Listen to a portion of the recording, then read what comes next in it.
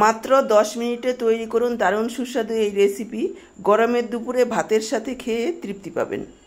নিরামিষ দিনে এই রান্নাটি একবার করলে বারবার সবাই আবদার করবে। গরম ভাতে এটা থাকলে আর কিছুই লাগবে না। গরমে নতুন স্বাদের টেস্টি নিরামিষ রেসিপি সবাই খুব তৃপ্তি করেই খাবে। নমস্কার বন্ধুরা, আমি সোমা। আহারে বাহার রান্নাঘরে আপনাদের সবাইকে অনেক অনেক স্বাগত জানিয়ে শুরু করছি আজকে দারুণ স্বাদের একটা সম্পূর্ণ নিরামিষ পেঁয়াজ রসুন ছাড়া রেসিপি। এই রেসিপিটা তৈরি করে নিলে গরম ভাতে আর কিছুই লাগবে না। নিরামিষ রেসিপিটা করার জন্য দেখুন আমি এখানে দুটো বেগুন নিয়েছি। ওয়েট 400 গ্রাম। বেগুনের পরিমাণ আপনারা নিজেদের প্রয়োজন অনুসারে কম বেশি করে নিতে পারেন। বেগুনগুলোকে দেখুন আমি এইভাবে একটু ডুমু ডুমু করে কেটে নিচ্ছি। দর্শক বন্ধুরা, এখানে একটা কথা মনে করিয়ে দিতে চাই, আমার আজকের রান্নাটা দেখে কেমন লাগলো কমেন্ট বক্সে জানাতে ভুলবেন না। কেননা আপনাদের একটা কমেন্টের মাধ্যমেই জানতে পারি যে আমার রান্না আপনাদের কেমন লাগে। ভালো লাগলে অবশ্যই একটা লাইক করে শেয়ার করে দেবেন। আর আমার থেকে এইরকমই নিত্য নতুন রেসিপির আপডেট পেতে চ্যানেলটাকে সাবস্ক্রাইব করে সাথেই থাকবেন। বেল বাটনটা অল করে দিলে আমার দেওয়া যে কোনো রেসিপির আপডেট সবার আগে আপনাদের কাছে পৌঁছে যাবে। আর ফেসবুক থেকে ভিডিওটা দেখে থাকলে আহারে বাহার রান্নাঘর পেজটাকে ফলো করার অনুরোধ রইল। দেখুন বেগুনগুলোকে কেটে নিয়ে গ্যাস অন করে কড়াই বসিয়ে দিয়েছি আর দিয়ে দিলাম সর্ষের তেল। এই রান্নাটা সর্ষের তেলেই ভালো লাগবে। আপনারা চাইলে আপনাদের পছন্দ অনুযায়ী যে কোনো রান্নার তেল ব্যবহার করতে পারেন। তারপর আমি দিয়ে দিলাম বেগুনগুলোকে ভেজে নেব। পরিমাণ মতো একটু লবণ দিয়ে দিয়েছি। এভাবে নাড়াচাড়া করে গ্যাসের ফ্লেমটাকে হাইতে রেখে বেগুনগুলোকে ভাজবো। খুব বেশি লো ফ্লেমে ভাজলে বেগুনগুলো নরম হয়ে যাবে, কিন্তু এখানে জাস্ট বেগুনের গায়ে কালারটা আসবে সেই রকম করে বেগুনগুলোকে ভাজতে হবে। একেবারে নরম করে ফেললে চলবে না। দেখুন বেগুনগুলো ভাজা হয়ে গেছে, তুলে নিচ্ছি। আর এদিকে দেখুন আমি নিয়েছি 50 গ্রাম মতো মটর ডাল। 3-4 ঘন্টা আগে ভিজিয়ে রেখেছি। এবার জলটা ছেঁকে নিয়ে এসেছি। ডালগুলো খুব সুন্দরভাবে ফুলে গেছে। এবার ডালগুলোকে নিয়ে নিচ্ছি মিক্সচারের জারে। এখানে আমি মটর ডাল নিয়েছি। আপনারা চাইলে ছোলার ডাল অথবা মুগ ডালও নিতে পারেন যদি নিরামিষ করেন।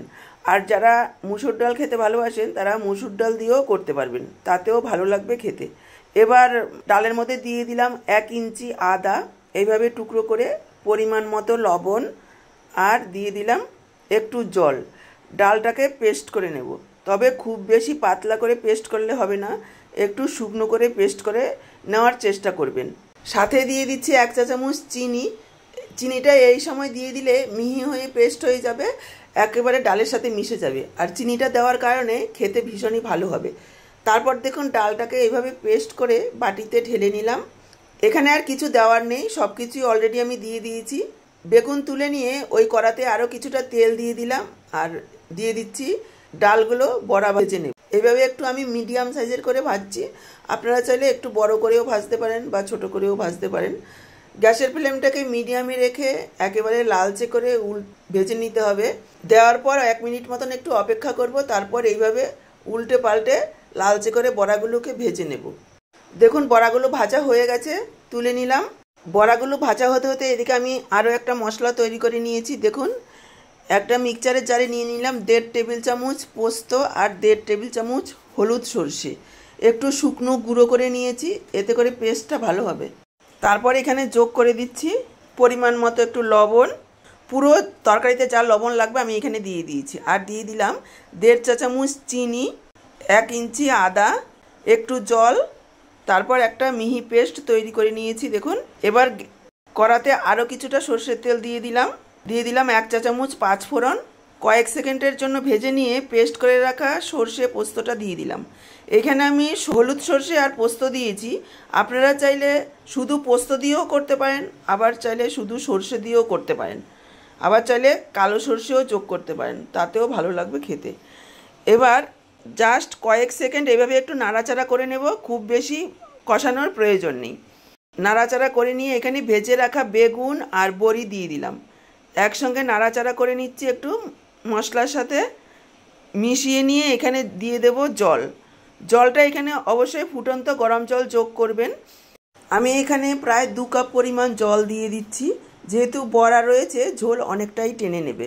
এটা আপনারা চাইলে শুকনো শুকনোও করতে পারেন, আবার চাইলে একটু মাখো মাখোও করতে পারেন। আমি চাচ্ছি একটু মাখো মাখো করব, সেজন্য আমি 2 বাটি পরিমাণ জল যোগ করছি। আপনারা আপনাদের প্রয়োজন অনুসারে কম বেশি করে নেবেন। ফুটন্ত গরম জলটা যোগ করলে কী হবে, স্বাদটা ভালো হবে। আর যেহেতু বেগুন বড়া খুব ভালোভাবে ভাজা আছে, রান্নাটাও খুব তাড়াতাড়ি হয়ে যাবে। দেওয়ার সাথে সাথেই দেখুন ফুটতে শুরু করেছে। আর এখানে আর কোনো রকম মশলা দেওয়ার নেই। এদিকে দেখুন আমি নিয়েছি নিম পাতা। এখানে নিম পাতা নিয়েছি, কচি নিম পাতাগুলো আমি এইভাবে বেছে নেব। খুব বেশি নিম পাতার প্রয়োজন নেই, অল্প পরিমাণেই দেব। কিন্তু খুব বেশি শক্ত পাতাগুলো দেওয়া যাবে না, তাহলে বেশি তেতো হয়ে যাবে। কচি পাতাগুলো এভাবে নিয়ে নেব। আর পাতাগুলোকে আমি আগেই ভালোভাবে ধুয়ে পরিষ্কার করে নিয়েছি। তারপর দেখুন ফ্রাইং প্যানে 1 চা চামচ পরিমাণ তেল দিয়ে দিলাম, আর দিয়ে দিলাম নিম পাতাগুলো মুচমুচে করে ভেজে নেব। এখানে আমি নিম পাতা দিয়েছি, আপনারা চাইলে 1 চা চামচ মেথি একটু শুকনো খোলায় ভেজে মুচমুচে করে গুঁড়ো করেও দিতে পারেন।